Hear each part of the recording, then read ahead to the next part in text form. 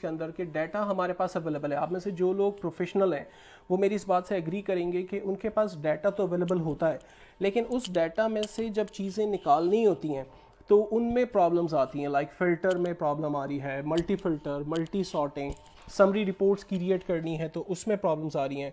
तो इन तमाम चीज़ों को कैसे हम हैंडल करेंगे, ये एक डिटेल हमारा जो है वो इस ट्रेनिंग का एजेंडा होगा। तो आई एम श्योर कि इंशाल्लाह हम जब बाय द सेशन के एंड तक पहुंचेंगे तो आपकी जो स्किल सेट्स होगी, अगर आज आप अपने आप को मेजर करते हैं कि मैं लाइक लेवल 1 पे मौजूद हूँ, तो आप ग्रेजुअली अपने अंदर एक प्रोग्रेशन नोटिस करेंगे कि हम लेवल 1 से लेवल 2 पे मूव हो रहे हैं, ठीक है, लेवल 3 पे जा रहे हैं, 4 पे जा रहे हैं, ठीक है। एंड देन अपनी पर्सनल रिसर्च तो आपकी चलती रहेगी। आप यूट्यूब, गूगल अगर पढ़ते हैं तो वो डेफिनेटली सारी चीज़ें जो है वो आपको उसमें नेक्स्ट लेवल पे ले जाने में हेल्प करेगी। तो मेरा जो मेन एजेंडा होगा वो आपको नेक्स्ट लेवल पर ले जाना है। अच्छा, अब ट्रेनिंग में डेफिनेटली जो चीज़ें मैं आपसे शेयर करूँगा उसके अंदर क्वेश्चंस भी आएंगे। आप कहेंगे कि जी इसको रिपीट भी कर दें, या मैं कोई क्वेश्चन आप अगर कोई पॉइंट आपसे डिस्कस करूँगा, अगर उससे नियरेस्ट कोई क्वेश्चन मेरे पास आ गया तो डेफिनेटली मैं उनको फैसिलिटेट करने की कोशिश करूँगा इसी वक्त लाइव। लेकिन मेरा जो मेन फोकस होगा, क्योंकि मैं अक्सर ये देख रहा होता हूँ कि ट्रेनिंग में बहुत अच्छे लोग भी मौजूद होते हैं जो कि अपना कंट्रीब्यूशन दे रहे होते हैं, राइट। तो उस कंट्रीब्यूशन में अगर मैं मतलब आपने मुझे कोई ऐसा सवाल कर दिया, लाइक अभी आज पहली क्लास चल रही है और आपने कहा कि यार वी लुकअप को किस तरह से हम स्टार्ट करते हैं, ठीक है, तो उस टॉपिक की जब बारी आने वाली है तब ही मैं उस क्वेश्चन को डिस्कस करूँगा, एडवांस में नहीं करूँगा। तो ये हो गया हमारा पहला एजेंडा। दूसरा एजेंडा कि अगर टॉपिक से रिलेट क्वेश्चन आ रहा है तो मैंने जैसे बताया कि मैं लाइव उसी वक्त आंसर कर दूंगा, लेकिन अगर थोड़ा हटकर आएगा क्वेश्चन तो मेरी रिक्वेस्ट ये होगी कि मैं उसका आंसर आपको आने वाली नेक्स्ट क्लास के अंदर, या शायद मैं बीच में कोई एक वीडियो बना दूं जिसमें सारे क्वेश्चंस को मैं एड्रेस कर लूं वन गो के अंदर, और एक कॉम्प्लीमेंट्री वीडियो मैं पोस्ट कर दूं ग्रुप पे। तो जिन जिन के क्वेश्चंस हैं वो उन टॉपिक्स को वहाँ से एड्रेस कर सकते हैं, सुन सकते हैं, तो आपका एक स्किल सेट जो है वो डेवलप हो जाएगा, ठीक है। और स्किल सेट के अंदर जो मुझे एक और चीज़ यहाँ पर रियलाइज़ हो रही है वो ये कि मेरी एक वेबसाइट है जिसका नाम है excelguru.pk, और इस वेबसाइट के अंदर एक्चुअल में आप मोर देन 400 प्लस वीडियोस देख सकते हैं जिसमें Excel basic to advance level की ट्रेनिंग्स मौजूद हैं। डाटा की प्रेजेंटेशन से रिलेट सारी इन्फॉर्मेशन से, पावर बीआई जो कि इस वक्त माइक्रोसॉफ्ट का डाटा विजुअलाइजेशन से रिलेट सबसे पावरफुल टूल है, इसकी वीडियोस मौजूद हैं। तो जस्ट आपको उस कैटेगरी पे क्लिक करना है जिस कैटेगरी की वीडियोस आप देखना चाहते हैं, उससे रिलेट इन्फॉर्मेशन आपके पास यहाँ पर पॉपुलेट होगी, और आप नेक्स्ट लेवल पे जो है वो चीज़ों को देख सकते हैं। तो मैं आपको कंप्लीट रिसोर्स मटेरियल प्रोवाइड कर दूंगा, कंप्लीट डाटा आपके पास अवेलेबल होगा जिसको आप जिस तरह से चाहें फर्दर इस्तेमाल कर सकते हैं, राइट। तो अच्छा, एक चीज़ मैंने और ऑब्जर्व की थी कि कल नूर सर का जो एडवांस डैशबोर्ड का सेशन था, शायद उसमें कुछ पार्टिसिपेंट भी इनरोल्ड हैं जो कि यहाँ पर बेसिक टू एडवांस के सेशन में भी इनरोल्ड हैं, ठीक है। तो अगर आपके पास ऑलरेडी बेसिक की एक अच्छी नॉलेज है, लाइक आप इसीलिए शायद आपने एडवांस का सेशन ज्वाइन किया है, तो फिर कुछ देर के लिए आपको बोरियत होगी, या आप ये समझ लें कि फर्स्ट सेशन आपका रीकैप का सेशन होगा, और दैन उसके बाद फिर आप ग्रेजुअली नेक्स्ट सेशन से फिर आपको लगेगा कि कुछ नई चीज़ें डिस्कस हो रही हैं। तो बेसिक टू इंटरमीडिएट तक पहुंचने के लिए आपको एक पेस्ट से गुजरना होगा, एक लेयर से गुजरनी होगी। दैन उसके बाद फिर जो हम एडवांस एक्सेल पे जाएंगे तो आपको उसमें भी मज़ा आएगा। एंड देन जब हम लोग डैशबोर्ड एडवांस किस्म की डिज़ाइन करेंगे तो उसमें भी हमें समझ में आएगा, ठीक है। तो ये ट्रेनिंग ओवरऑल हर पार्टिसिपेंट के लिए इंतहाई ज़रूरी है। तो अब मैं कॉम्प्लीमेंट्री एक और आपको बात बताता हूँ, वो ये है कि अगर आप में से जो लोग वॉच पार्टी अप्लाई करना चाहें, बिकॉज कि मैं अगले 2 मिनट के अंदर जो है वो सेशन अब लाइव लेने वाला हूँ। अब तक जितनी बातें थी वो सारी ब्रेन स्टॉर्मिंग थी, फाउंडेशन हम क्रिएट कर रहे थे, जो बातें कर रहे थे, राइट। तो अब अगर मैं असल टॉपिक पे आ रहा हूँ और आप में से वो लोग जो कि वॉच पार्टी स्टार्ट करना चाहें तो काइंडली नेक्स्ट 2 मिनट्स के अंदर उसको स्टार्ट कर दें, बिकॉज कि अब हम प्योर एक्सेल टू एडवांस के लेयर पर चलेंगे, अपने पेस्ट को लेके चलेंगे। और जैसे आपको बताया गया कि इस ट्रेनिंग को मैं जब मार्केट के अंदर कंडक्ट कर रहा होता हूँ तो मैं इसके बहुत ज़्यादा चार्जेस ले रहा होता हूँ। तो ये सिर्फ एक प्लेटफॉर्म है जो कि यूथ के लिए काम करता है, जो कि अल्लाह ताला के लिए काम करता है। तो उस कॉज को सामने रखते हुए इस प्लेटफॉर्म के ज़रिए ये आपको फैसिलिटेट किया जा रहा है। और मेरी गारंटी है कि अगर आप मेरी ट्रेनिंग से को सही समझते हैं तो आप इससे 100% अपने प्रैक्टिकल अपने कैरियर के अंदर इससे फ़ायदा उठा सकते हैं। So I am going to start live topic यहाँ से, और इस वक्त जो टाइम हो रहा है वो 3:31 हो रहे हैं। तो now going to start right. देखो, हमने जैसे भी बात की कि एक्सेल जहाँ डाटा है वहाँ एक्सेल है। तो अगर हम एक्सेल को स्टार्ट करते हैं एज अ स्प्रेडशीट, डाटा की मैनेजमेंट के लिए, डाटा की प्रेजेंटेशन के लिए, ग्राफिकली प्रेजेंटेशंस के लिए, तो उन तमाम कॉन्सेप्ट्स में एक्सेल आपको रिक्वायर्ड है। अब यकीन जाने कि अगर आप मेडिकल बैकग्राउंड से बिलोंग करते हैं, आप इंजीनियरिंग बैकग्राउंड से बिलोंग करते हैं, आप कंप्यूटर साइंस के पार्टिसिपेंट हैं, आप एडवोकेट हैं, आप इंजीनियर हैं, आप किसी भी बैकग्राउंड से बिलोंग करते हैं, एक्सेल आपके पास कहीं ना कहीं ज़रूर आएगा। तो उस तमाम एक्सेल की जो स्किल्स है वो हमेशा आपके कैरियर के अंदर एक प्लस पॉइंट का रोल प्ले करेगी। तो इसको सिर्फ इस तरह से नहीं सीखो कि यार एक अपॉर्चुनिटी आ रही है तो चलो इसको अवेल कर लेते हैं, बल्कि आप इसको इस तरह से सीखो कि ये आपके कैरियर में नेक्स्ट लेवल पे आपको लेके जाएगी। सो जब हम एक्सेल को स्टार्ट करते हैं तो हमारे पास टॉप पे कुछ डिफरेंट टैब्स हमें नज़र आते हैं, like home, insert, page layout, formula, और हर टैब के अंदर हमारे पास कुछ इस तरह के टूल्स नज़र आते हैं जिनको यूज़ करते हुए एक्चुअल में हम अपने डे टू डे टास्क को परफॉर्म करते हैं, या जो भी एक्सेल के अंदर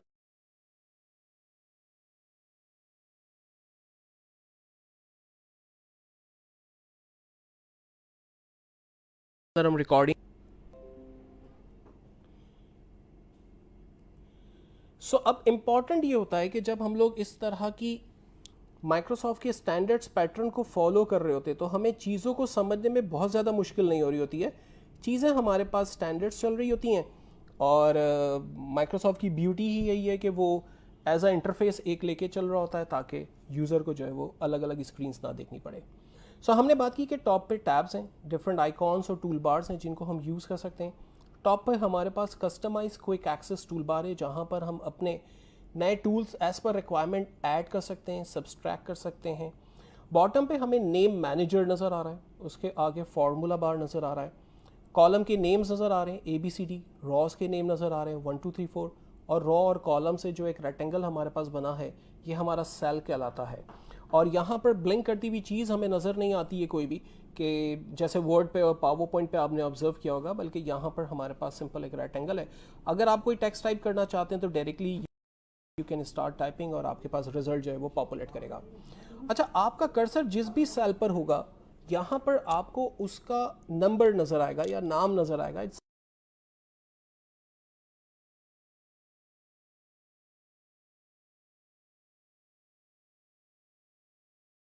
सिंपली कॉल्ड सेल रेफरेंस। जैसे मैं इस वक्त column number B row number 4 पे मौजूद हूँ तो ये मुझे बता रहा है B4, इट मीन्स कि ये मेरा कॉलम और ये मेरी रॉ है। अगर मैं किसी दूसरे सेल पर मौजूद हूँ तो रिजल्ट नज़र आ रहा है H9, इसका मतलब है मैं column number H raw number 9 पे मौजूद हूँ, तो ये रिजल्ट मेरे पास यहाँ पर पॉपुलेट हो रहा है। तो आप जिस तरह से चाहें रिजल्ट जो है वो हमारे पास जिस सेल पर आप खड़े रहेंगे तो उस सेल का रेफरेंस आपको यहाँ पर नज़र आएगा। अच्छा, टोटल नंबर ऑफ रॉज कितनी है इसके अंदर, तो कभी मैंने एक दफ़ा एक्सेल में बेसिक की मैं ट्रेनिंग ले रहा था, जल्दी से ज़रा मुझे चैट बॉक्स के अंदर आंसर करके बता दें, और जिसके पास स्क्रीन खुली हुई है तो उसे तो वो जल्दी से मुझे बता देगा, लेकिन आई बिलीव कि जिनके पास स्क्रीन नहीं खुली हुई वो ज़रा जल्दी से बता दें। एक्सेल में टोटल नंबर ऑफ रॉज कितनी है मेरे पास। Again I am going to repeat my question, Excel में टोटल नंबर ऑफ रॉज कितनी है। जैसे यहाँ पर मेरे पास रॉ नंबर 1 2 3 4 करके रॉज नज़र आ रही हैं, ऐसे एक्सेल में टोटल नंबर ऑफ रॉज कितनी है। I am going to target those people who already done the Microsoft Excel from somewhere, जिनको पता है कि एक्सेल जो है वो उन्होंने कहीं ना कहीं यूज़ की है। जैसे उन्होंने कहा कि वो प्रोफेशनल है और उन्होंने कहीं कंप्यूटर एक्सेल यूज़ किया हुआ है। So please can you please explain के how many number of rows are in Excel.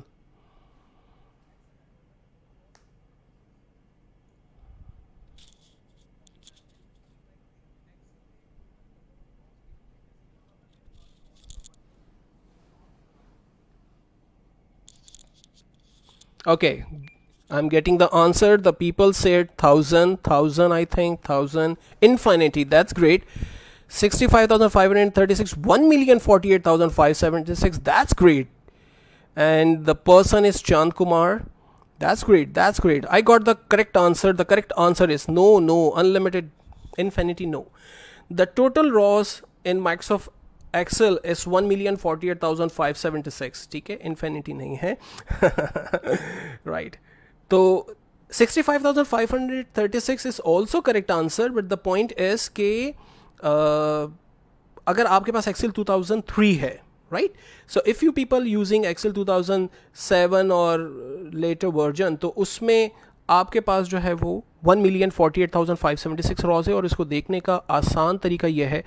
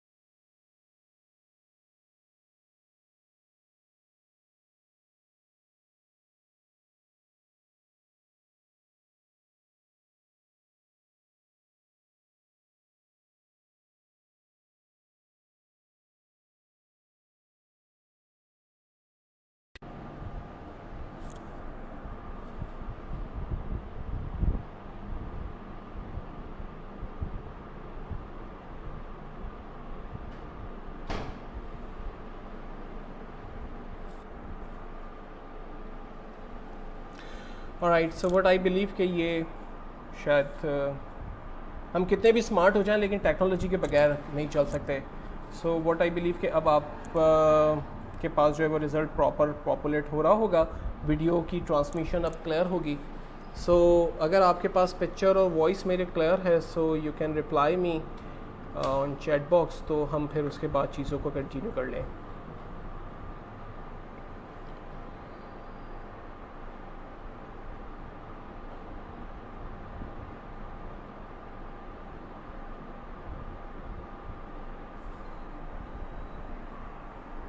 Okay, perfect, perfect,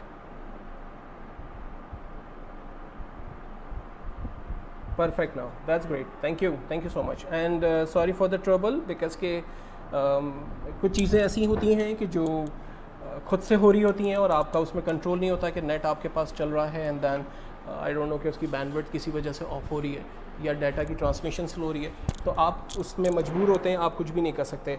so what I believe कि अब आपके पास रिज़ल्ट जो है वो प्रॉपर पॉपुलेट हो रहा है एंड देन आंसर्स आ रहे हैं।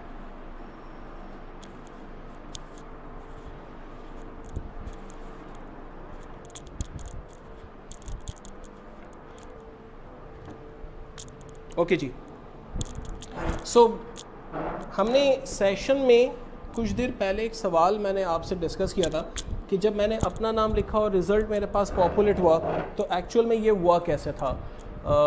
तो क्या कोई मुझे बताएगा कि जब हम एक्सेल में अपना नाम टाइप करते हैं, like here I am going to write my name again Irfan, I don't know कि ये आपको मेरा क्लियर हुआ था पॉइंट या नहीं। तो जब मैंने यहाँ पर इरफान लिखा और फिर हैंडल की मदद से जब मैंने इसे ड्रैग किया तो यहाँ पर मेरी टीम के नाम ऑटो पॉपुलेट हुए। तो क्या आप मुझे बता सकते हैं कि ये रिज़ल्ट कैसे मेरे पास जनरेट हुआ और टीम के नाम कैसे आ गए? बिकॉज़ कि नॉर्मली ऐसे होता नहीं है कि जब हम अपना नाम लिख रहे होते हैं तो हमारी टीम मेंबर के नाम आ जाते हैं। तो ये कैसे हुआ मेरे पास? कोई मुझे गाइड करेगा चैट बॉक्स के अंदर?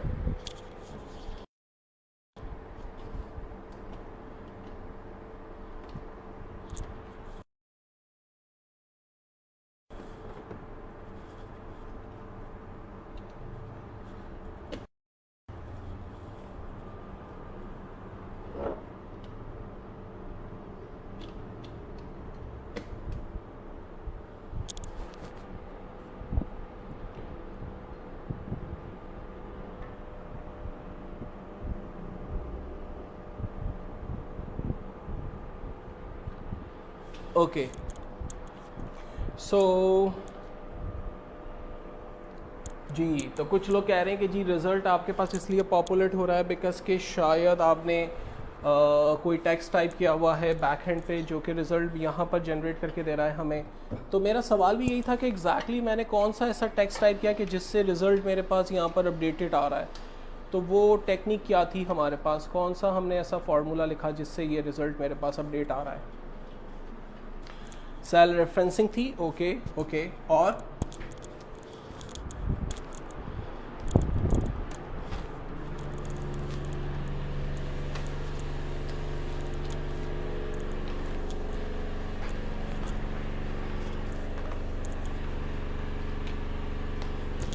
जी चलो, तो हम ये देखते हैं कि ये रिज़ल्ट एक्चुअली मैंने कैसे जनरेट किया।